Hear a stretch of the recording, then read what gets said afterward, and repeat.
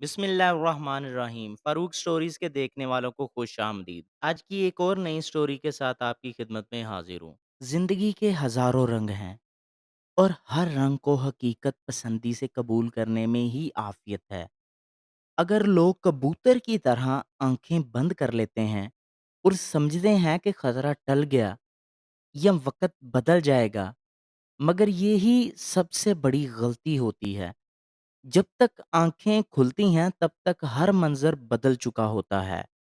آنکھیں اس منظر سے آشنا نہیں ہوتی اور پھر آپ اندھوں کی طرح زندگی گزار دیتے ہیں۔ فیصلے کی گھڑی میں حقیقت سے منہ موڑنے والے ہمیشہ کے لیے اندھے بن جاتے ہیں۔ کمرے میں ٹہل ٹہل کر اس کی ٹانگیں شل ہو گئی تھی، مگر کوئی حل اسے نظر نہیں آ رہا تھا۔ وہ سمجھ نہیں پا رہی تھی کہ اپنی الجھنیں کس سے بیان کرے، کیونکہ بظاہر کوئی خاص بات نہیں تھی۔ اگر کسی سے کہتی بھی تو شاید اس کی کم عقلی یا نادانی کو ہی دوش دیا جاتا۔ ہمیشہ سے سنتی آئی تھی کہ سسرال کسی امتحان گاہ سے کم نہیں۔ آپ 100 میں سے 100 نمبر لینے والی تیاری کر کے بھی کمرہ امتحان میں آؤ تو بھی پاس نہیں ہو سکو گے۔ سسرال وہ جگہ ہے جہاں اونٹ کو سوئی کے سوراخ میں سے گزارا جاتا ہے۔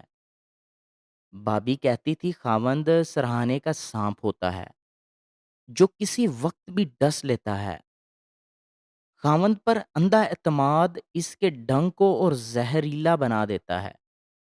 وہ سسرال سے متعلق کہاوتیں سچ ہوتی دیکھ چکی تھی اور اب چاہتے ہوئے بھی شہریار سے بات نہیں کر پا رہی تھی، کیونکہ وہ خاوند کا بدلتا روپ دیکھنے کی سکت نہیں رکھتی تھی۔ ہر روز بات کرنے کا قصد کرتی اور ہر روز ارادہ مٹی کا ڈھیر ثابت ہوتا۔ زندگی عجیب کشمکش میں پھنس چکی تھی۔ کوئی راہ سجائی دے رہی تھی اور نہ کوئی راستہ نظر آ رہا تھا۔ وہ تھک ہار کر کرسی پر بیٹھ گئی تھی۔ سنینا 3 بھائیوں کی اکلوتی بہن تھی۔ ماں بچپن میں وفات پا گئی تو گھر کی ذمہ داری علیم صاحب پر آن پڑی۔ تن تنہا اولاد کی پرورش نہایت مشکل تھی۔ سارے خاندان نے مل کر دوسری شادی پر زور ڈالا۔ سارے حالات سمجھتے ہوئے بھی وہ دوسری شادی پر آمادہ نہ ہوئے تھے۔ وہ معصوم بچیوں پر سوتیلا رشتہ نہیں تھاپنا چاہتے تھے۔ کسی نہ کسی طرح 2 سال نکالے اور بڑے بیٹے کے انٹر کرتے ہی بھتیجی سے شادی کروا دی۔ ان کا فیصلہ سب کو ورطۂ حیرت میں ڈال گیا، مگر وقت نے ثابت کیا کہ ان کا فیصلہ درست تھا۔ مریم نہایت سلجھی اخلاق کی مالک تھی اور اس نے آتے ہی گھر میں عورت کی کمی کو پورا کر دیا۔ دیوروں کی ضروریات پوری کرنا، مگر جس بات نے ان سب کو مطمئن کیا تھا وہ سنینا کے متعلق اس کا رویہ تھا، اور یہ رویہ ہمیشہ قائم رہا تھا۔ علیم صاحب کی وفات کے بعد بھی وہ سنینا کی پرچھائی بنی رہی، اور دیورانیوں کی آمد کے بعد بھی اس کی حیثیت مسلم رہی تھی۔ وقت کا کام گزرنا ہے اور وہ گزرتا چلا گیا۔ وہ کالج میں پہنچ گئی، بھائیوں کے بچے اسکول جانے گئے، مگر جو درخت علیم صاحب لگا گئے تھے اس کی گھنی چھاؤں اتنے سال گزرنے کے بعد بھی قائم تھی۔ اس کی شادی کا وقت آیا اس کی شادی کا وقت آیا تو مریم نے وہ کچھ کیا کہ دیکھنے والے دم بخود رہ گئے۔ وہ بابی کم اور ماں زیادہ لگتی تھی۔ رشتہ مہم شروع ہوئی تو بہتر سے بہترین کا انتخاب کیا گیا۔ مریم نے سنینا کو صرف پیار نہیں دیا تھا بلکہ تربیت بھی کی تھی۔ ہر وہ سبق جو ماں اپنی بیٹی کو دیتی ہے وہ اس نے اسے پڑھایا تھا۔ سسرال رخصت کرتے ہوئے وہ یوں روئی تھی جیسے جگر کا ٹکڑا نکال دیا ہو۔ مریم کی لاڈلی ہر ہنر میں طاق سہی، مگر سسرال کے اسباق نہیں پڑھ پا رہی تھی۔ جب بھی شہریار سے بات کرنے کا سوچتی تبھی نئے وسوسے دل میں ڈیرا ڈال لیتے تھے۔ اتنے دن کی سوچ و بچار سے کچھ حاصل نہیں ہوا تھا، اور اب اس کا صرف ایک ہی حل تھا، اور وہ مریم کی گود تھی۔ اپنے اس خیال کو عملی جامہ پہنانے وہ عشاء کے بعد ساس کے کمرے میں چلی آئی۔ "آؤ بیٹی، وہاں کیوں کھڑی ہو؟" اسے دروازے کے پاس کھڑے دیکھ کر وہ اٹھ بیٹھیں اور بیڈ پر اپنے ساتھ اس کے بیٹھنے کے لیے جگہ بنانے لگیں۔ "جی امی، دراصل مجھے آپ سے ایک بات کرنی تھی۔" شہریار کے بے حد اصرار پر اس نے ساس کو امی کہنا شروع کر دیا، اور ان کا رول اسے بھی مطمئن کر گیا تھا۔ "تو بیٹی، اتنی تمہید باندھنے کی کیا ضرورت ہے؟ بے فکر ہو کر بات کرو۔" سردی کے باعث اس کے اوپر بھی کمبل اڑا دیا۔ ان کے خیال پر وہ بے ساختہ مسکرائی۔ "امی، کافی دن ہو گئے ہیں میں گھر رہنے نہیں گئی۔ مریم کی بہت یاد آ رہی ہے۔ کیا میں کچھ دن رہنے چلی جاؤں؟" اس نے ہچکچاتے ہوئے بات مکمل کی تھی۔ "ارے بیٹی، اس میں بھلا پوچھنے والی کیا بات ہے؟ تم شہریار سے کہتی وہ چھوڑ آتا۔" اس کا یوں اجازت مانگنا انہیں نہال کر گیا۔ "نہیں امی، مریم کہتی ہیں بڑوں سے اجازت لیتے ہیں، آگاہ نہیں کرتے۔" اس نے مریم کے کہے الفاظ دہرا دیے۔ "ماشاء اللہ، اللہ ایسی بہو سب کو دے۔ یقین کرو تمہاری لاکھ موہنی صورت تھی، مگر مجھے تو مریم کی صلاحیتوں نے باندھ لیا، اور اسی لیے میں نے تمہارے میکے کا در پکڑ لیا کہ جس کے زیر سائے تمہاری تربیت ہوئی، اس کی فہم و فراست کا تو سارا زمانہ قائل ہے۔ وہ بھی مریم کی تعریفیں شروع کر چکی تھی، اور سنینا کا چہرہ ہمیشہ کی طرح کھل اٹھا۔ "پر بیٹی، مجھے یہ بات سمجھ میں آتی کہ تم مریم کا نام کیوں لیتی ہو؟ وہ تم سے کئی سال بڑی ہے، ماں کی طرح پالا ہے، ایسے نام سے مخاطب کرنا اچھا نہیں لگتا۔" ہر کسی کی طرح انہوں نے بھی وہی سوال کیا۔ "امی، مجھے شروع سے مریم کہنے کی عادت ہے۔ میں خود نہیں سمجھ پاتی کہ میں کیوں ایسا کرتی ہوں۔ حالانکہ باقیوں کو بھابھی ہی کہتی ہوں، اور پھر مجھے میرے سوال کا جواب مل گیا۔ میری ماں، بھابھی، دوست اور دنیا کا ہر رشتہ ان کے وجود سے منسوب ہے۔ میں ان کو ہر رشتے کے حوالے سے مخاطب نہیں کر سکتی، اس لیے میں صرف مریم کہتی ہوں۔" اس نے تفصیل سے ساس کو جواب دیا اور شہریار سے بات کرنے کے لیے کمرے میں واپس آ گئی۔ "شہریار، اتنا پھیلاوا کیوں پھیلا ہوا ہے؟ پتہ نہیں آپ کے وہ طور طریقے کدھر گئے جس کی دھوم پہلے دن سے ہر بندے کے منہ سے سن رہی ہوں۔" اس نے کوفت بری نظروں سے شہریار کو دیکھا۔ شہریار الماری میں سر دیے کھڑا تھا اور کپڑوں کا ڈھیر بیڈ پر بکھرا پڑا تھا۔ مرد جتنا بھی سگڑ ہو، بیوی ملنے کے بعد بگڑ جاتا ہے۔ اس لیے تم میرے طور طریقوں کی کہانیاں بھول جاؤ۔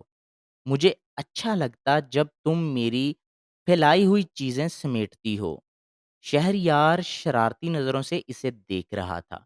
"تو اپنے اس شوق سے پرہیز کریں، ورنہ میرے بعد آپ کو ہی مشکل ہوگی۔" اس کی مطلوبہ شرٹ نکال کر باقی کپڑے دوبارہ نہ کرتے ہوئے اس نے کہا، "مطلب تمہارے بعد تم کدھر جا رہی ہو؟" اس کی بات سے وہ چونکا تھا۔ "یہی بتانے آ رہی تھی، مگر آپ کا پھیلاوا دیکھ کر بھول گئی۔ میں اداس ہو رہی تھی تو سوچا گھر رہ آتی ہوں۔ ابھی امی سے اجازت لے کر آ رہی ہوں، اور اب آپ صبح جاتے ہوئے مجھے گھر چھوڑتے جائیں گے۔" باتوں کے دوران سارے کپڑے سمٹ گئے تھے، اور کھلتے چہرے کے ساتھ شہریار کو صبح کا پلان بتانے لگی۔ "تمہاری شادی مجھ سے ہوئی ہے یا امی سے؟" اس نے اچانک سنینا سے سوال کیا۔ "کیا مطلب؟" اس کے سوال پر وہ مدھم سا مسکرا دی۔ "میں مذاق نہیں کر رہا، تم میری بیوی ہو، مجھ سے اجازت لینی چاہیے، مگر یہاں الٹا ہی حساب ہے۔ ساری منصوبہ بندی ہو چکی ہے، اور مجھے اب صرف اطلاع دی جا رہی ہے۔ تمہیں مجھے آگاہ کرنے کی بھی ضرورت، امی کو ہی کہیں وہ چھوڑ آئیں گی آپ کو۔" وہ غصے سے بولتا واش روم میں گھس گیا، اور وہ حیرانی سے منہ دیکھتی رہ گئی۔ اس گھر میں سب کچھ ہی عجیب تھا۔ اس نے ہمیشہ دیکھا تھا کہ جب بھی مریم کہیں جاتی، ابو سے اجازت لیتی، اور بھائی بلا چوں چراں حکم بجا لاتے، اور ابو کے بعد چھوٹی بھابیاں مریم کو بتاتی، اور کس کی جرت کے انکار کرے۔ مریم نے ہمیشہ بڑوں کی عزت کرنا سکھایا اور وہ عزت اس نے شہریار کی ماں کو دی تھی، مگر یہ کوشش اس کے گلے پڑ رہی تھی۔ وہ جب بھی ساس سے کچھ کہتی تو اس کا رویہ یوں ہی ہوتا، پر اب تو وہ کھل کے بول گیا تھا۔ اس صورتحال میں اس کا جانا قطعی مناسب نہیں تھا۔ ساری خوشی خاک ہو گئی تھی۔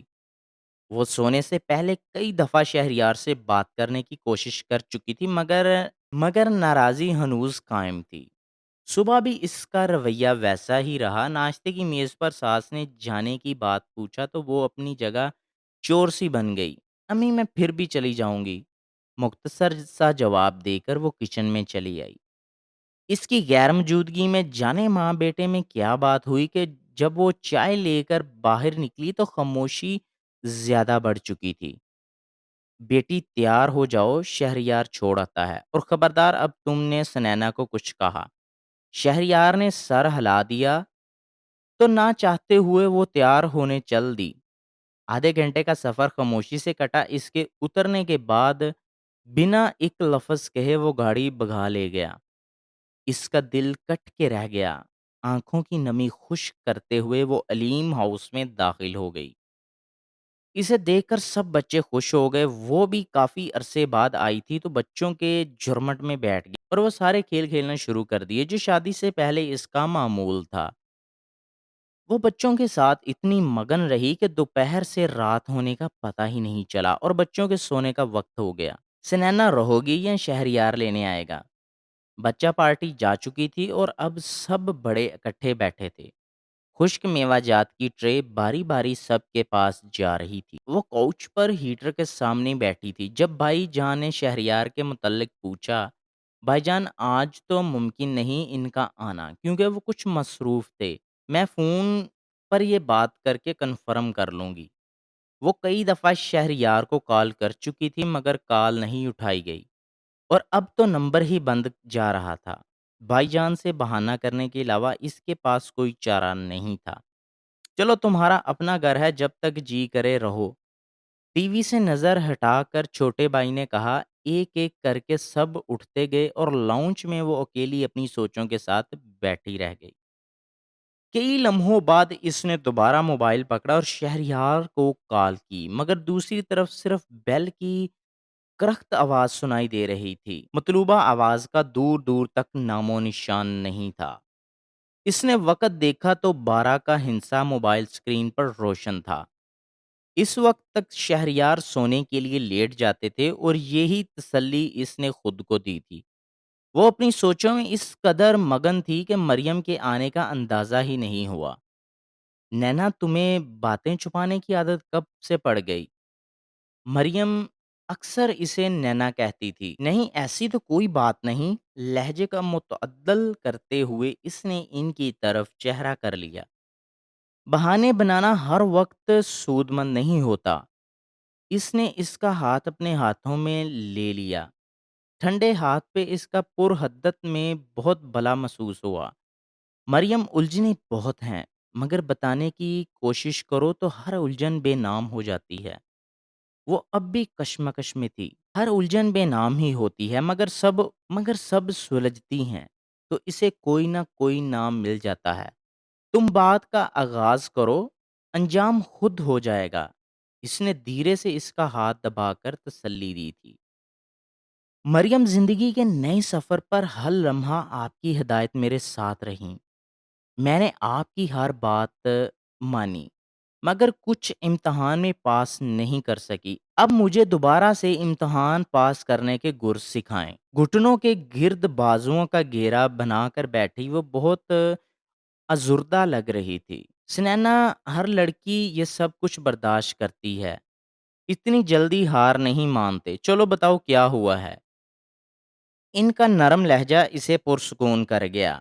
مریم میں نے ہر بات میں امی کا مشورہ اہم سمجھا کیونکہ آپ نے کہا تھا بڑوں کو ان کے مقام سے نیچے نہیں لانا چاہیے، اور آپ نے ٹھیک ہی کہا تھا، مگر شہریار کو یہ پسند نہیں۔ وہ چاہتے ہیں کہ میں ان سے رائے لوں اور ان کی مانوں۔ اگر ایسا کرتی ہوں تو امی کا مان ٹوٹ جائے گا۔ ابھی کچھ دن پہلے مجھ سے ڈنر سیٹ کی پلیٹ ٹوٹ گئی تو امی کو بہت برا لگا۔ وہ مجھے ڈانٹنے لگی تو شہریار نے مجھے جہیز کے برتن نکالنے کو کہہ دیا تھا تاکہ میں احتیاط سے کام لوں۔ میں نے ایسا نہیں کیا۔ امی سے معافی مانگ لی تو مجھے معلوم ہوا کہ ان کا رد عمل جائز تھا، کیونکہ وہ ان کے خاوند کی نشانی تھی اور آخری نشانیاں تو سنبھال لی جاتی ہیں۔ اگر کچھ ٹوٹ جائے تو بہت تکلیف ہوتی ہے۔ میں نے ساری بات شہریار کو بتائی تو وہ بگڑ گئے کہ میں ان کی بات کے بعد کیوں اس سے وضاحت مانگنے گئی، مگر مریم اللہ جانتا ہے کہ میں ان کی دل آزاری پر شرمندہ تھی۔ مریم کے ہاتھوں میں ہاتھ دیے وہ بولتی چلی گئی، یہ اتنا بڑا مسئلہ نہیں ہے۔